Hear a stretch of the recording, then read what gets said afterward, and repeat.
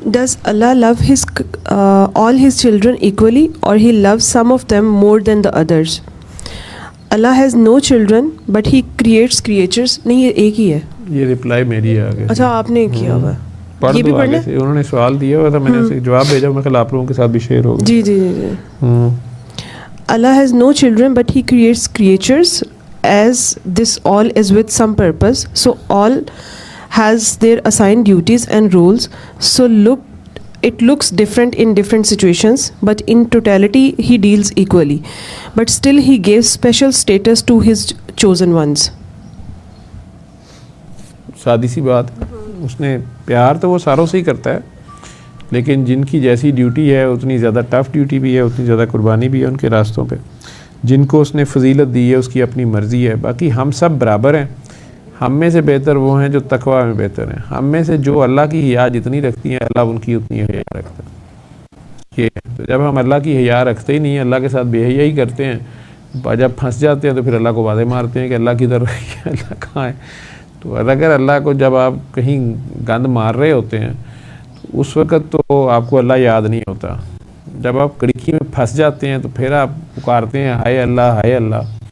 तो जब वहाँ पे आप वो काम कर रहे थे किसी बंद कमरे में या कहीं पे आप फ़िरौन बने हुए थे, किसी मज़लूम भाई को पेंटी लगा रहे थे खाम खा आप किसी की शय पे या अपनी नॉलेज, अपनी किसी मफाद की खातिर, तो उस वक़्त तो आपको खुदा नहीं याद था, ना आपको परवाह थी कि अल्लाह देख रहा है। लेकिन जब आगे से अगर चपेट भारी पड़ गई है, उन्होंने गिच्छी पकड़ ली आगे से, उसने छोटे भाई ने भी, या पुलिस आ गई या कुछ हो गया, आप काबू आ गए, तो फिर हाय अल्लाह याद आती है। फिर अल्लाह तो किधर रह गया, अल्लाह के अंदर मैं तो पहले भी नहीं था जानते जब तू कर रहा था मैं तो उस वक्त ही तूने मुझे पास नहीं आने दिया, तो अब मुझे क्या पता वहाँ क्या हुआ है। तो ठीक है, आपस में लगे हुए लगे रहो, ठीक है। इतना याद रखना कि अल्लाह के लिए, अल्लाह सारों का है, अल्लाह तो गैर मुस्लिम का भी है, मुसलमानों का भी है, सारों का है। फिर उसमें से कौन उसको कितना मानता है, कौन उसको कितना जानता है। मुसलमान के पास तो हथियार ही ये होता है कि मोमिन जो है उसको ये नहीं पता होता अगले के पास क्या वेपन है, उसे ये पता होता मेरे पास अल्लाह है। वो अल्लाह के बलबूते पे लड़ रहा होता है, वेपन्स भी बनाता है, सारा कुछ करता है, लेकिन साथ उस टेक्नोलॉजी उन सारी चीज़ों के बावजूद जो है, जो मेन चीज़ उसका जो तवक्कल होता है, उसका जो फेथ होता है, वो सिर्फ़ और सिर्फ अल्लाह पे होता है। अब जिसका ये बच्ची कह रही है, इसका जो भी सवाल था कि जी अल्लाह सारे बच्चों से बराबर प्यार करता है, क्योंकि कुछ बच्चे मुसलसल फर्स्ट आई जा रहे थे और कुछ बच्चों के कॉन्सेप्ट्स भी नहीं हैं, तो उसके ये कि अल्लाह के चिल्ड्रन, अल्लाह साहब से बराबर बच्चों से प्यार करता है। तो मुझे कहना पड़ा, उसे बताना पड़ा कि अल्लाह के तो कोई बच्चे नहीं हैं, अल्लाह की मखलूक है, और सारी मखलूक को उसने किसी को किसी पे फजीलत दी है, किसी को किसी पे दी है, वो उसकी अपना ग्रैंड प्लान का हिस्सा है।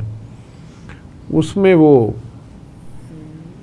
जिनको फजीलत देता है उनका टेस्ट भी बड़ा होता है, और वो उस पर कायम रहते हैं कि नहीं रहते हैं। खामंद को फजीलत है औरत के ऊपर, बीवी के ऊपर, लेकिन कितने खामंद हैं जो अपनी ड्यूटी कर रहे हैं और अपनी ड्यूटी निभाते हैं, और ये बात समझते हुए कि हमें इसी की वजह से फजीलत है, उल्टा बीवी की कमाइयाँ खा रहे हैं, बीवी को तरक्कियों के लिए यूज़ कर रहे हैं, और बीवी को जलील भी कर रहे हैं, और उसको जो माल दिया वो भी वापस लेके उसका हक महर भी छीन रहे होते हैं। जो लड़ाई हो जाए तो जहेज़ का माल तक नहीं वापस कर रहे होते।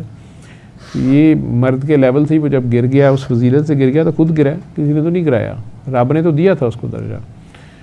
इसी तरह हज़रत इंसान को अशरफुल मखलूक़ात का दर्जा दिया गया। हम अर्जुल मखलूक़ात की हरकतें शुरू कर दें तो वो हमारा कसूर है, ठीक है। वो आपसे मिनिमम इंसाफ चाहता है, जुल्म ना करें, आप इस ज़मीन पे फसाद ना करें।